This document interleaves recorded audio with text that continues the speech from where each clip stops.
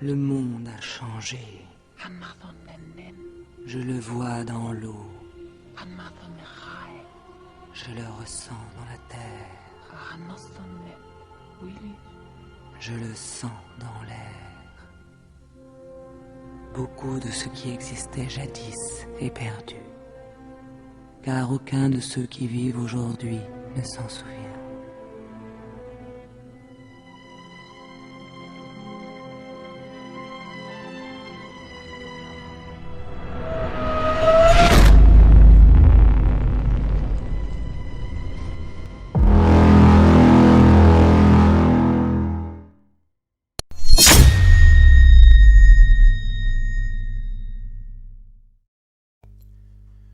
Bonjour à tous, ici le pèlerin.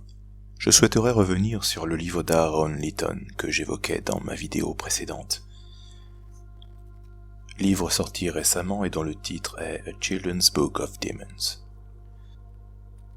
Ce livre, qui propose aux enfants de régler leurs problèmes du quotidien en invoquant des démons par le biais de leur sceau, est donc ce que l'on nomme un grimoire, à destination des enfants. Pour la présentation générale de cet ouvrage, je vous renvoie à ma vidéo précédente. Intéressons-nous d'un peu plus près à son auteur pour commencer. Aaron Litton est illustrateur et directeur artistique. Il vit à Toronto. Regardez bien cette photographie. Passons outre cette tête de benet dégénérée, yeux écarquillés et bouche ouverte.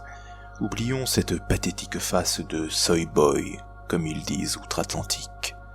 Terme qui désigne ces efféminés, tenant d'idéologie émasculante, ce mi-homme qui use et abuse du point Godwin tout en arborant des t-shirts, où est inscrit que le futur est féminin. The future is female. Pour information, nos antifas sont des sous-catégories de cette espèce mutante. Plus sérieusement, revenons-en à notre photographie. Regardez bien, en bas, à droite. Ce personnage qui pleure on ne sait pourquoi avec un objet phallique qui lui entre dans la bouche. Prêtez attention également à la posture de Monsieur Litton. Ça ne vous dit rien? Eh bien regardez. Voici John Podesta, le grand homme du Pizzagate. Troublant, non? Passons à présent au contenu de l'ouvrage. Voici un des démons que votre enfant est invité à contacter. Il n'a qu'un œil, comme vous le remarquerez. L'œil unique qui voit tout est le symbole du prince de ce monde.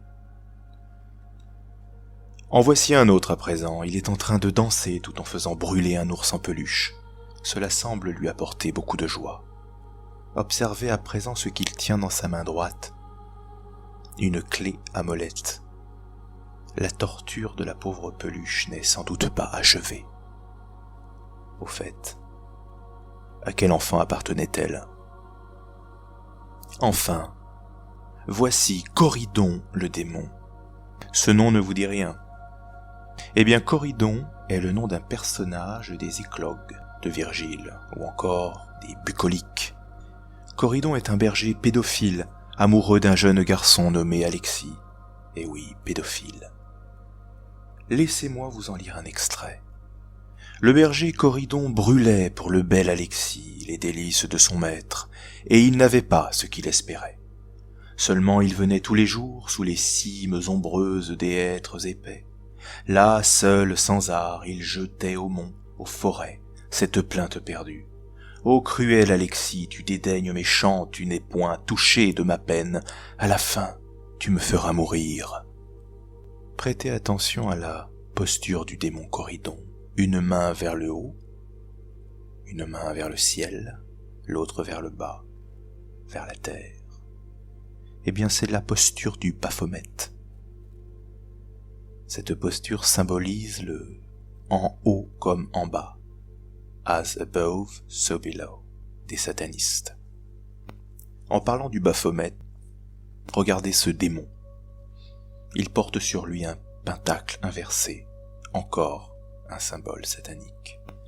Intéressons-nous de plus près à présent à la méthode d'invocation décrite dans cet ouvrage à destination des enfants. L'enfant est invité à dessiner des sceaux correspondant à chaque démon. Ce n'est pas là une invention sortie du cerveau farfelu d'Aaron Litton. L'utilisation de sceaux pour contacter des démons spécifiques est décrite en détail dans la première section du Lemegeton Clavicula Salomonis, ou encore la petite clé de Salomon, section intitulée Ars Goetia. Le terme Goetia est un terme grec désignant la magie noire, l'invocation démoniaque. Il s'oppose à la théurgia, la théurgie. L'Ars Goetia décrit le rituel et les sceaux devant être utilisés pour contacter un des 72 démons, qui sont identifiés comme ceux auxquels faisait appel le roi Salomon, lequel, sous l'influence de ses épouses, avait abandonné le Seigneur pour se livrer à l'adoration des démons et à l'occultisme. Une édition révisée de l'Ars Goetia a été publiée en 1904 par Aleister Crowley et Samuel Mathers. Crowley, est-il besoin de le rappeler, était un sataniste, revendiquant et prescrivant le sacrifice de jeunes enfants mâles dans le cadre de rituels magiques. Comprenez donc que cet ouvrage n'est pas une fiction. Il renvoie à des pratiques d'invocation qui sont en usage dans les plus hautes sphères de l'élite sataniste qui nous gouverne. Restez sur vos gardes et protégez vos familles. In Christo Rege.